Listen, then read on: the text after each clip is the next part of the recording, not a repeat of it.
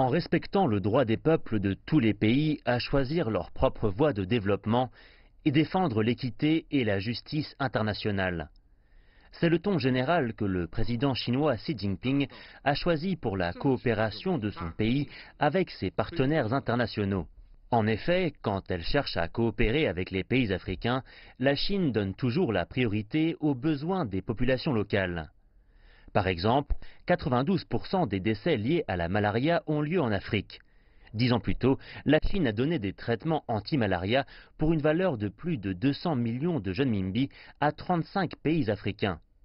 En fait, la première femme chinoise à avoir remporté un prix Nobel, Tu Youyou, a utilisé la médecine traditionnelle chinoise pour concevoir un traitement contre la malaria. Dans le même temps, le président Xi Jinping a aussi souligné que la Chine ne poursuivra jamais son développement aux dépens des intérêts des autres, mais que le pays préservera aussi ses droits légitimes. Le soutien constant de la Chine à l'accord de Paris sur le climat en est la preuve.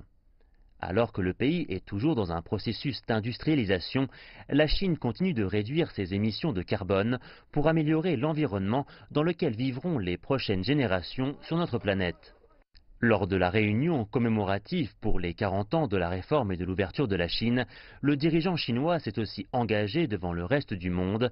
La Chine ne cherchera jamais l'hégémonie.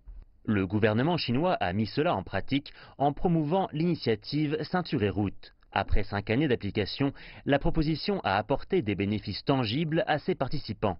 Et la Chine n'a jamais lié l'initiative à des fins politiques. Elle donne à chaque pays qui commerce avec la Chine une même chance, contrairement à d'autres pays qui adoptent une approche brutale d'avoir des liens bilatéraux. Le président a dit que la Chine a désormais une place importante de promoteur largement reconnu de la paix mondiale et que son pays défendra toujours une politique étrangère qui insiste sur le respect mutuel tout en promouvant un développement commun.